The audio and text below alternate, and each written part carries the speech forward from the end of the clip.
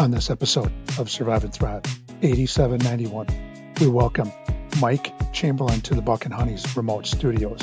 Mike is here to talk about how he coped with the loss of his son, Max, in 2017 at the age of 24. Mike will talk about how he leaned on family, his grandkids, and a one-day-at-a-time approach to cope. Here we go. Good morning. What is up? Good evening, good afternoon, wherever you happen to be. Welcome to another episode of Survive and Thrive 8791. I'm your host, Coach Decora. We are in the Buck and Honey's remote studios along the Wisconsin River in the town of Spring Green, Wisconsin. More on the outskirts of Spring Green. You can follow the podcast on Spotify, Apple Music, iHeartRadio, and YouTube at Survive and Thrive 8791. You can follow me on Instagram and Twitter, the Big X at Decora 8791, as well as hitting me up on Facebook at Tim Decora. Glad you could join us today wherever you happen to be, third shift. You're driving into work, you're on the bus, you're on the commute in. Welcome to the show. Today, we welcome Mike Chamberlin, friend of mine for a long, long time, to the Buck and Honey's remote studios. Just going to go with a little bio here. Mike was a graduate of Madison East High School playing sports and discovering his love for the arts. That love for art would take him to Madison Area Technical College, MATC, back in the day, where he would earn an associate degree in commercial art. His first job, I believe it was out in Cottage Grove, at a sign shop, is where Mike realized he could make some money making signs. That would eventually lead him to start a sign business in Verona called Vital Signs. After an extremely successful 29-year career, Mike decided to sell the business to his oldest son, Justin, and a longtime employee. The untimely passing of his youngest son, 24-year-old Max, would make Mike realize there was more to life and that it can be taken from you any second. Mike and his wife, Melissa, live out here, bought a house with a little land outside of Spring Green. And I'm happy to say he gave me a little tour. Amazing. Spring Green, Wisconsin, where he paints, takes care of the property, and golfs. He finds that keeping busy every day helps him through the difficulty of losing a child. Welcome to the show, Chamby. What is up? Hey, Tim. Thanks a lot. I really appreciate you having me on. Yeah. Welcome. Yeah, we're here. I was just talking off air about this big hill that the viewers cannot see, but I'm going to paint a little picture. It goes up, straight up, probably maybe 75 yards up. I would love to come out here and meditate someday. You're more than welcome to. Yeah, there's a real nice rock outcropping up there and a fire pit, and I'm working on getting a trail up there. So when I get the trail done, I'll welcome you back. We'll break it in with some little meditation. There you go. I see the art fairs have been keeping you busy. I just was stalking you on Facebook. And what do you specialize in? What's your art? Yeah, right now I'm working on my pinstripe art. If anybody doesn't know what the pinstriping art form is, it's done a lot on motorcycles and hot rods, things like that. I'm trying to make people understand that it can be a piece of wall art. So I've been concentrating on that lately. I know I've seen some of your work on some boats in the Madison area, cars. I've seen some really cool motorcycles, especially Harley Davidsons with the gas container, gas tank, yep, etc. with some of your artwork. Are you still doing a little bit of that as well? Yeah, once in a while. I don't seek it out, but if someone contacts me and wants something done on a Harley or a vehicle or a boat or something, I'll still do that, or paint signs here and there. But in general, I'm trying to concentrate more on my artwork. Okay. So how do people get in touch with you? I mean, search you out on, I see a lot of your stuff on Facebook, Mike Chamberlin, Facebook. Yeah, that's my personal page, Chamberlin Metal Art on Facebook. I used to do a lot of metal art, and I haven't switched the name over, but Instagram at mchambyart, and website would be Mike Chamberlin Art. Mike Chamberlin Art. So I've seen this guy's work. I know what his dedication is like, and it kind of helps him, like you will share it a little bit with some of the difficulties, but it's just something that you've done for a long, long time, and he's really good at it. So take a look at his stuff on on Facebook or some of those websites. What I'll try to do if I can, either today or you'll text me those links. I will try to put those. Yeah, you bet. Yeah, I appreciate that. Yeah, thanks. Yeah. One thing I was happened to be a part of because you asked me was the MCO. The MCO stands for the Max Chamberlin Open, and that was a great day. You allowed me to speak about Max, which was a huge honor, and I'm still wondering how the heck I got through that without. Yeah, you did a great job. Thank you. Without dropping any tears, but Right.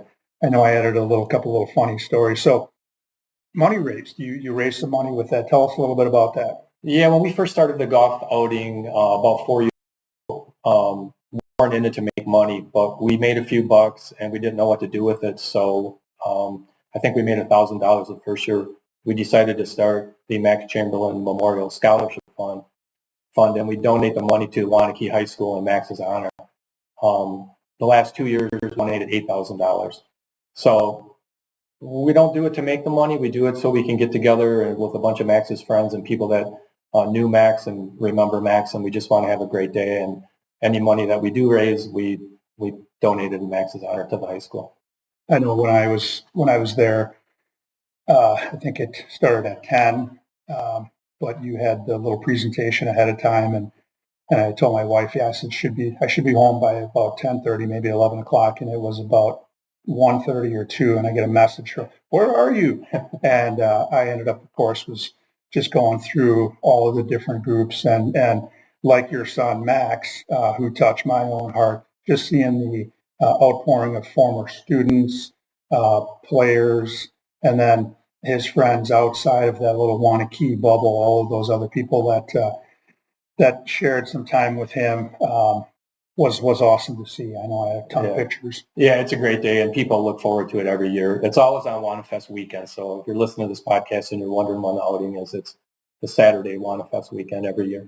And the WanaFest weekend is usually the last weekend in July. Yeah, right. So it's usually that Saturday, and it's pairs up nice because you got a lot of people in town in Wanakee, Wisconsin for the local fest, and so a lot of people are going to be back anyway. Yeah, that's why we're doing it that way. Yeah, going to do a couple of things. So our sponsor, Buck and Honey's Restaurants, gives back to their communities as well as the Chamberlins.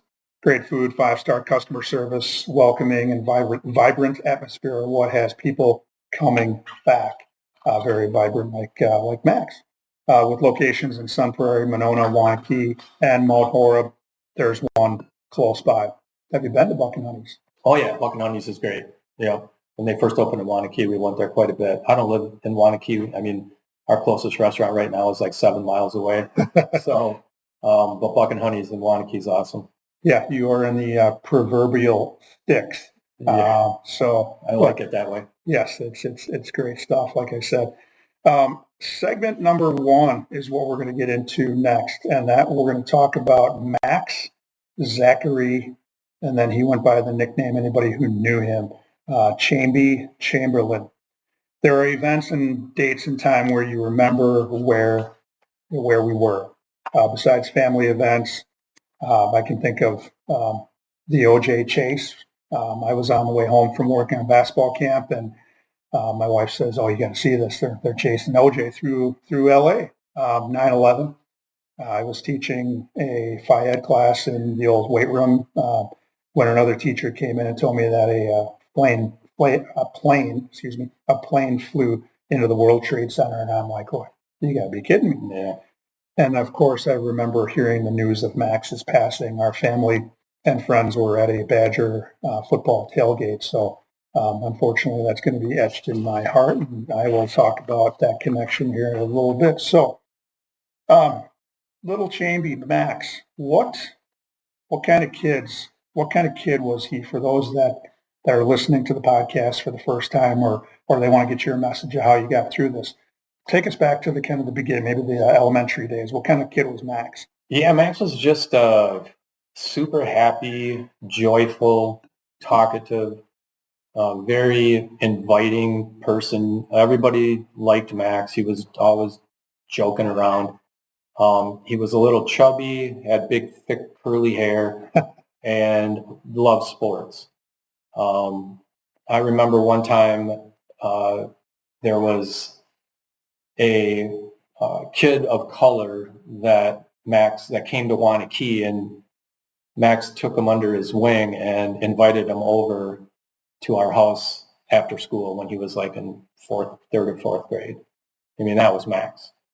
He was always trying to pick up the underdog and, keep him going.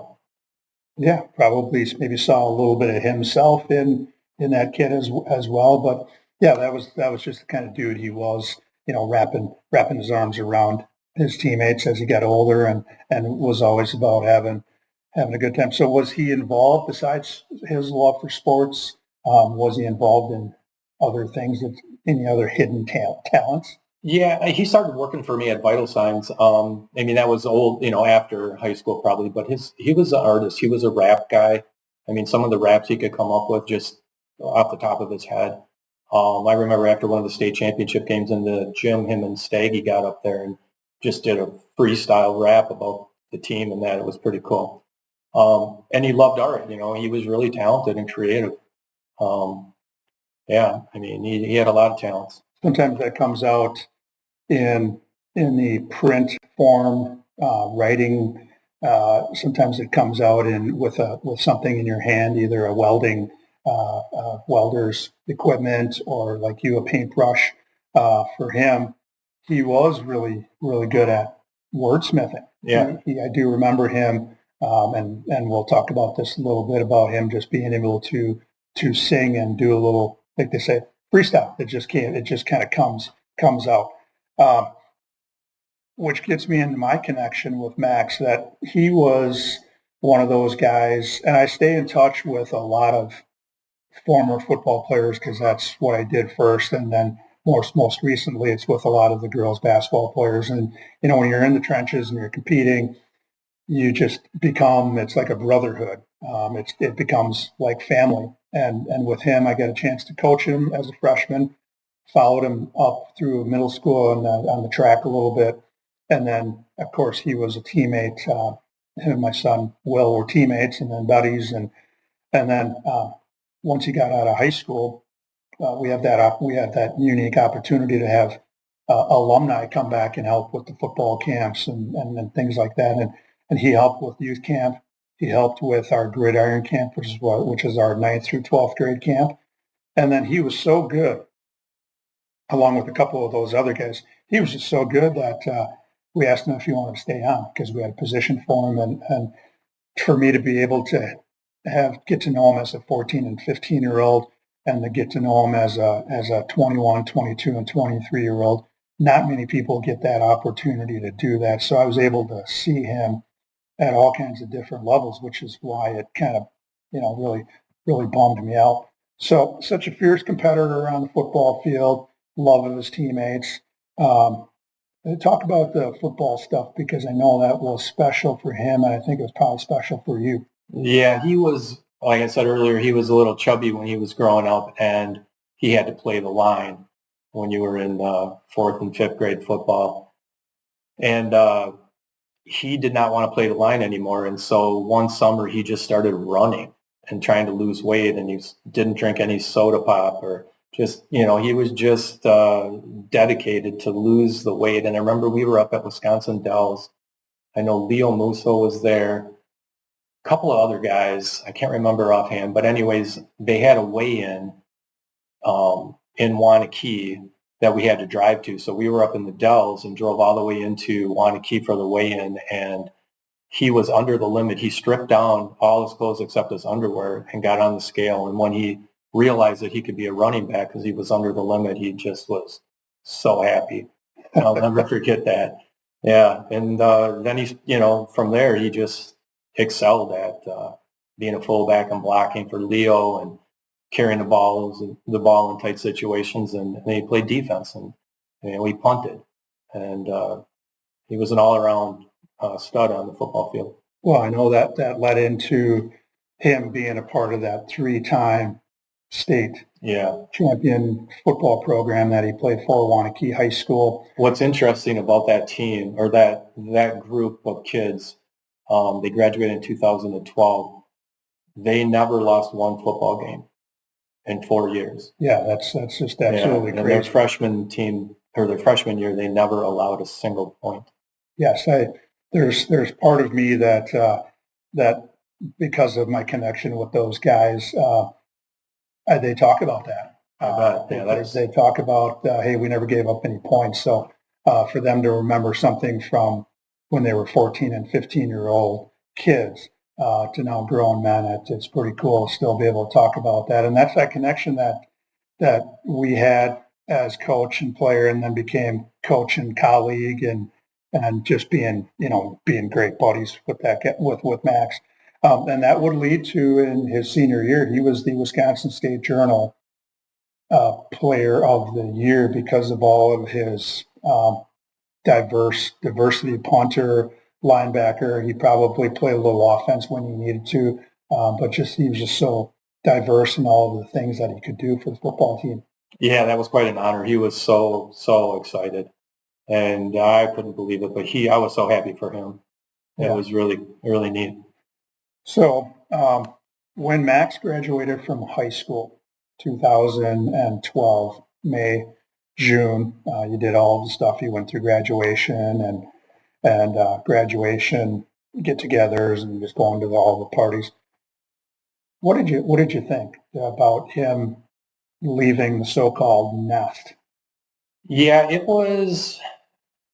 was getting recruited by some colleges for football and baseball, and he was not a good student.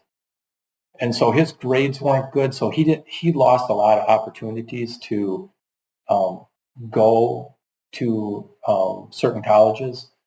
So he ended up going up to La Crosse to play baseball, and he did not go to school, and I think a lot of that had to do with his upbringing, and that's a whole other story. But I just think that Max, his grades is what hurt him in the long run. There's some people that just aren't built sometimes for school. I mean, there's a lot of kids that will graduate and they'll try that first year. And he's not the only person that this happens to. There's kids that go to school because they felt the pressure, especially in the high school he goes to. There's a lot of pressure to go to four-year colleges. And I think some people are just cut out for other things like plumbing, plumbing. Max, I think he would have been a rap. He would have been doing rap songs. I think that's why he never went to school, because he would be sitting at home on GarageBand, writing raps and putting music to it. So yeah, and I don't say that in a bad way, that people are electricians and plumbers, but they are in a little bit of the classroom, but they're out. They put them laying pipe, they pulling wires, they're doing all kinds of things. I'm sure when you were doing the commercial art stuff, you were probably doing some stuff in the classroom, but you were out working on your craft. Yeah. And I'm sure that's kind of the same way that Max was, because you were working with your hands all the time, and he just saw that. Yeah. Yeah. So he went to when he left, and he lasted up there a year, and then came and started working for me. And so he was being creative, and I think he was just more of a creative person and needed to be around that type of work. He wasn't a book person. Yeah, and there's absolutely, for those of you that youngsters that are out there that are listening to this, you just got to find your niche, and sometimes it takes going and doing something that you maybe didn't want to do to realize that that's not what you want to do. There's something else out there. Correct. So we're coming up on the halfway point, and we're going to take a short break. But before, I want to mention our sponsor, Buck and Honey's Restaurants. They've sponsored our remote studios since podcast one, and we're darn glad to facilitate the fun, ensure each guest has a memorable experience at a great value with 4 locations in the Madison area. People keep coming back. I'm going to set up segment 2. So on September 30th, 2017, your life and your family's life, my life, one of key people that were connected with Max, would change when the unthinkable occurred. After a move that would take Max from Madison to Phoenix, an accident would occur, which would cost Max his life. And in segment 2, you'll share the aftermath of how you survived and thrived in segment number 2. So for the listeners, there's an opportunity to take a pull of that coffee, grab a drink of water, but do not change stations. Stay here. We'll be back with segment 2. Stay tuned.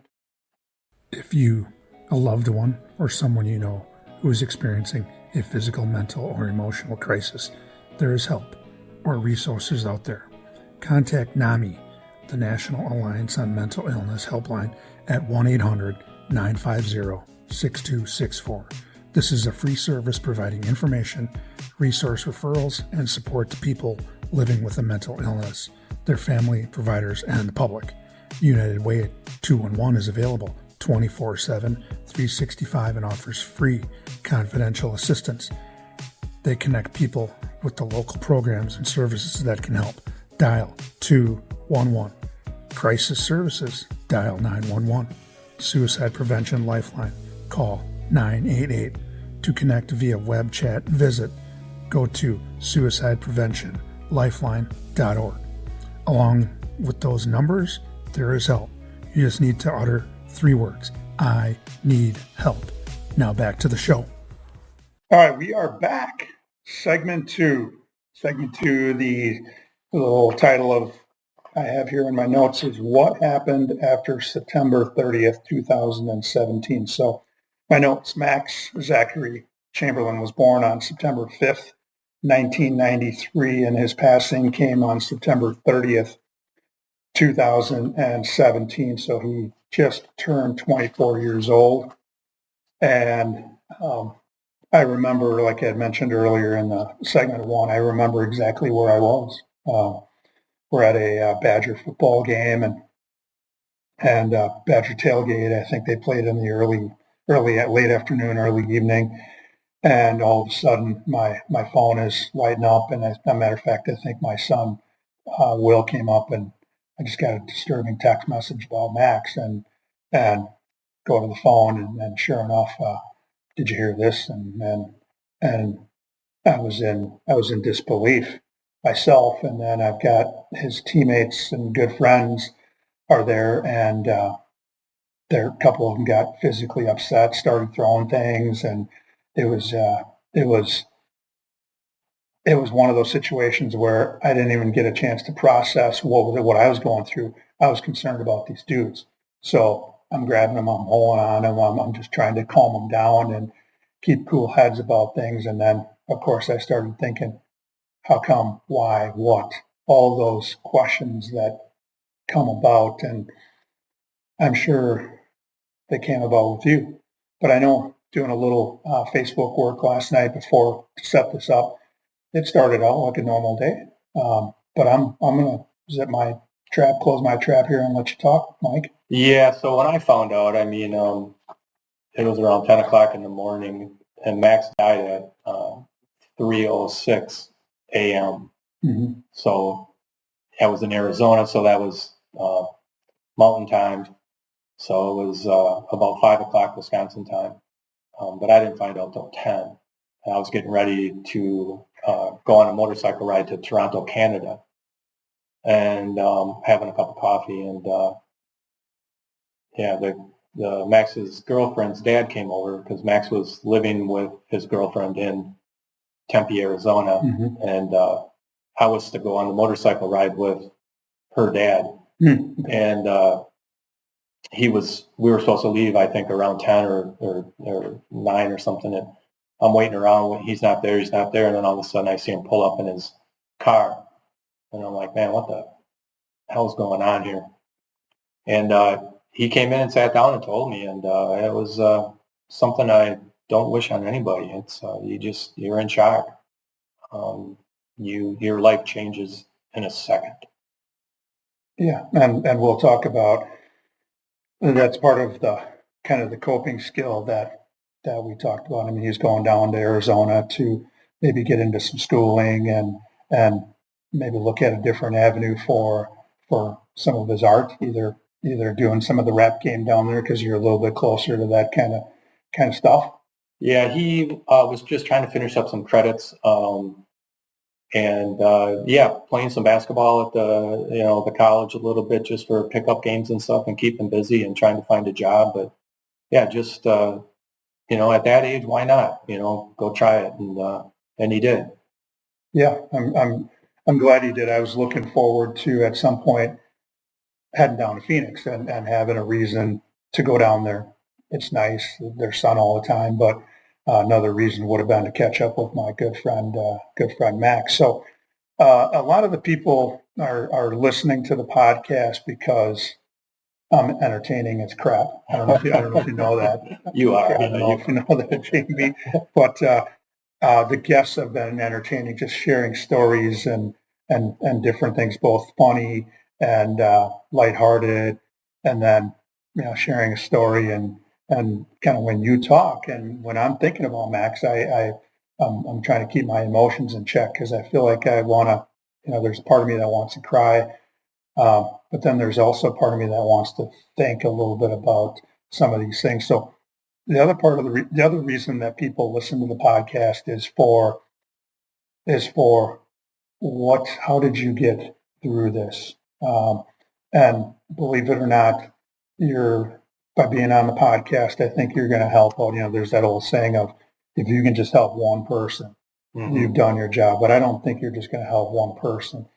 You're going to help a boat ton of people that maybe a couple of listeners out there have had this happen, but you can apply these strategies to other things, difficult situations. So I'm going to guide you through this here a little bit, just so you can talk and not have to bother looking down. But the first thing you said is you really leaned on family. How? Well, mainly Melissa and my two other boys, Justin and Josh, and Max's mom, Debbie. I mean, we all came together and just talking and just having someone there, even though you're not talking to me because you can't talk really. It's so devastating. But yeah, I mean, you think about them and you appreciate them, and it can be taken away from you in a second. Yeah, and I'm sure there was probably some stories that would make you cry and make you think about, I wish he was here right now. And then there's probably those stories that would make you laugh, like Scary Bird when you painted his face, because he liked the number 33, Larry Bird. Yes, and he got the number 33 on his middle finger. If you didn't see there you go. Those of you that are watching on YouTube. It was a funny story. I got to tell you this one. So we're in Key West, and all of a sudden Max is gone. I'm like, where the hell's Max? All of a sudden we find him. I said, where were you? He goes, I got a tattoo. And I said, well, where is it? And he puts his finger up like this to me, and I'm saying, what? And he has a number 33 on it. He goes, Dad, it's the bird. Larry Bird, number 33. I mean, that was Max, right? That was Max. There was always some kind of play on words, or he had to play on words. He always had the best Halloween costumes, too. Yeah, because I think he had somebody doing a little makeup. Little makeup on the artwork. Yeah, it's crazy. Scary Bird. Look on his Facebook. Grandkids. I'm a grandfather now too. How have grandkids played in? Well, just at the time of Max's death, I didn't have grandkids, but getting older and that, you think about that. And I have two boys, and they're both married, and when something devastating happens, there's a bond, a bigger bond. You already have a bond. They're your kids, but something about that, you just realize that, man, this is family and this is good. And I knew they were going to have kids. So, I mean, that helped me just knowing I need to be there, Yeah. And there's somebody in the background. Hey, Melissa. Hey, Melissa. Yes. Good. We're going good. Say hi to the crowd. We got Melissa in the background. I'm doing good. That's all right. We'll carry on. Grandkids can play a huge role. I know that they bring us back to when we had our own kids. Yeah. And they do all those they hug you without really even you saying anything. Yeah, it's awesome. It is awesome. Yeah, that keeps me going for sure. You also talked, and this is in the recovery world, they talk about whether it's recovery from any kind of addiction, that in the beginning, you have to take it one day at a time. And I know we talked off air that for you, I have to imagine that it took maybe a breath at a time and a minute at a time. Talk about that. Yeah, so after Max passed, anybody out there, I mean, I'm not the only one that's lost a child. My heart goes out to anybody that's lost somebody special. But for me, it was anger. I had a lot of anger after Max died. And the reason I had the anger was because we don't know really what happened. We know he fell off a balcony, or he jumped off a balcony in Tempe, Arizona. Started a Facebook page, and I was really transparent with 90% of the story. Mm-hmm. And after 5 years of being really angry, I just was ready.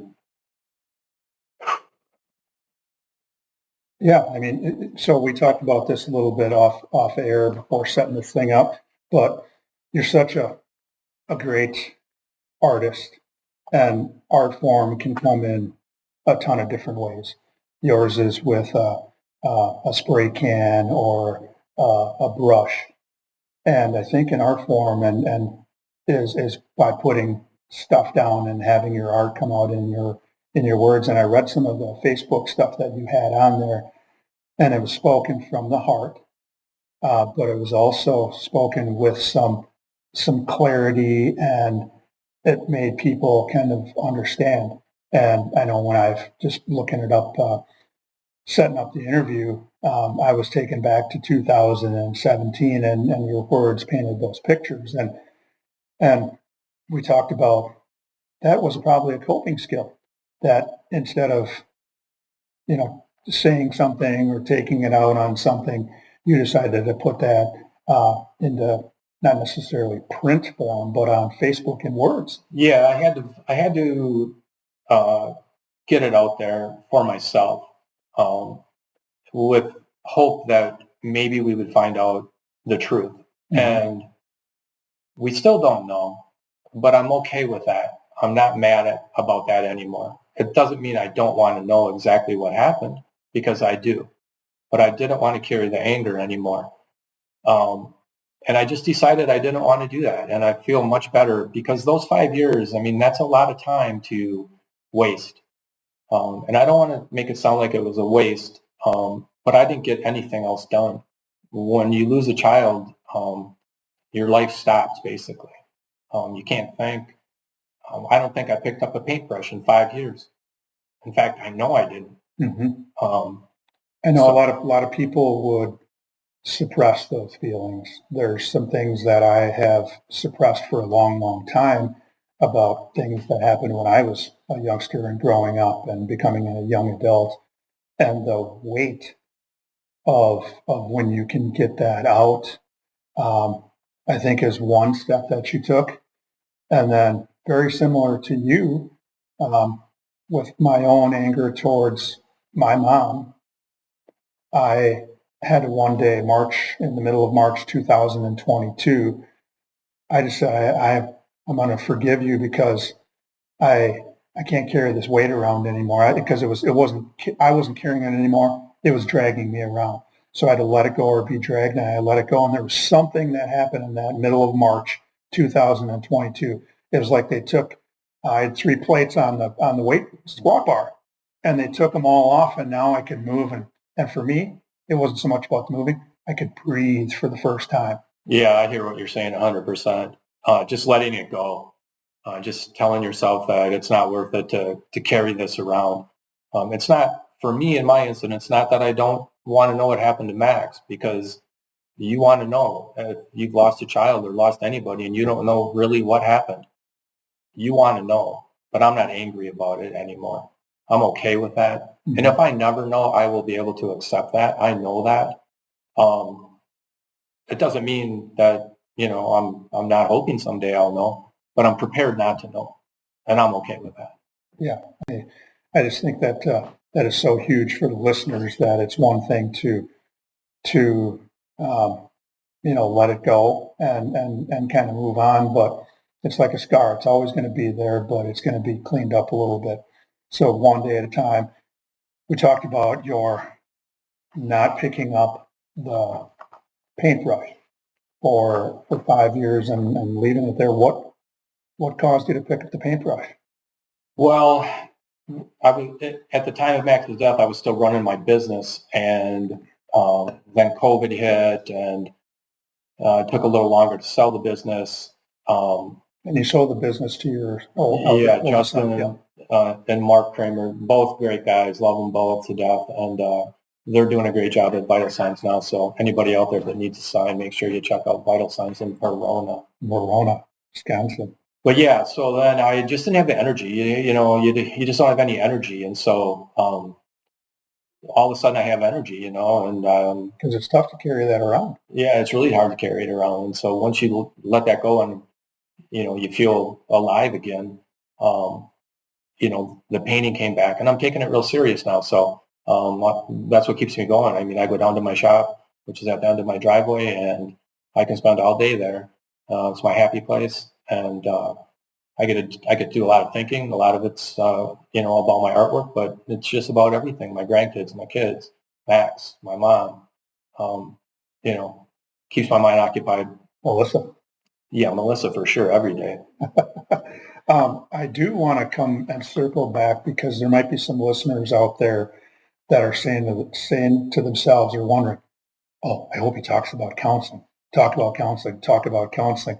Well, a lot of people, I'm sure, said to you, Chamby, you probably should get into counseling and talk to some people about how they can help you. You have a different approach with the counseling. I think people need to hear this because, well, like I said, I'm gonna shut my trap. You talk. Yeah, I don't know if I have the answer or not. I think it's different for everybody. I did go to some counseling right after Max died. Was going to church, and that made me feel good.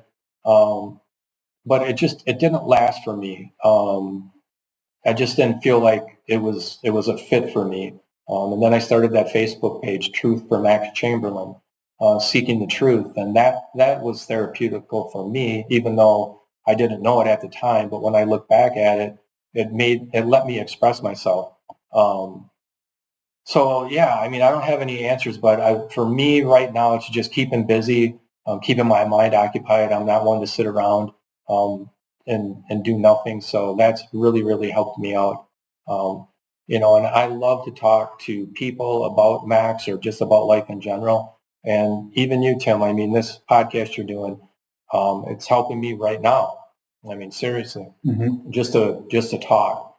And when I run into other people that have lost a child, I was telling Tim earlier, you're in the club. I found that out because I was a friend of mine had lost a daughter to a drug overdose, and I had been a business associate with this man for 15 years and had no idea that he had lost a daughter until I lost Max. And the first time I saw him after I lost Max, he said, "Oh, welcome to the club." And I was like, "What?" Then he told me his story. So other parents that have lost a child, it's tough, but hopefully everybody out there that's listening that has lost a child is getting through it in some way, one way or another. Well, there's just so many things that anybody that's listening that's in the recovery world, you already mentioned one day at a time, that has some sticking power. You talked about somebody reaching out to you on Facebook and you being a part of this club. Nobody knows what you're going through other than somebody else who has walked that same path, traveled that same journey. And I think you can lean on others and share what's working for them, and you try it, and then they try what you've done. And it's just finding out what keeps you going forward. We'll never erase the past. It'll always be there. But what are the things that are getting you through one day at a time? Yeah, one day at a time. I mean, there's so much to life, and you just can't sit around. I mean, there's so many things I want to do. Melissa and I want to travel. I want to continue my art journey. There's so many things. For me, my mom, she's 88. She needs me. I try to meet with her once a week. I mean, that's something I look forward to. We go have lunch. My kids, they don't need me, but I need their grandkids. That keeps me going. Mm-hmm. There's a lot of good things in life. I'm very blessed. I know when we talked about setting this interview up a week or so ago, you didn't have, you couldn't think of a couple of things, and I had to kind of plan them into your head. But I think if somebody's listening right now, I bet you they have 12 to 15 things written down that you didn't even realize you were doing, or that you're helping somebody that is going through something very similar to this. Yeah, I hope so. I mean, it helps me to talk about it. So I appreciate, this podcast and you coming out here, Tim. But yeah, if you can help anybody, it's worth it. Yeah. What an episode. You shared a tough, life-changing experience. You epitomized the survive and thrive mentality. And I know I say, because of you, my podcast is going to learn here a little bit that thriving can be abstract. It can mean whatever it means. I think that you've thrived in a situation that nobody thrives. But here you are to be able to talk about it and to help not only yourself, but you're helping anybody that's listening. It wasn't easy, but you survived and have lived life. You had a chance to grieve the loss of Max, and it took a little while. Then there's no timetable on how long that's supposed to last, and you continue to take steps forward. And you just talked about living life. You're a successful businessman, creating and selling art, living life with your wife, carrying on Max's legacy through his scholarship and golf outing. If you lose a loved one, Mike just shared an experience that no one should go through, and survived and thrived because of really three things, but I think there were more than three things. Family, grandkids, one day at a time. You tried the counseling, it didn't work. You went to other avenues that have kept you thriving. So on our next episode, we will have another awesome guest who will share how they survived and thrive. So until next time, hang in there with whatever you are going through, and with hard work, determination, keep surviving and thriving. We'll see you next time.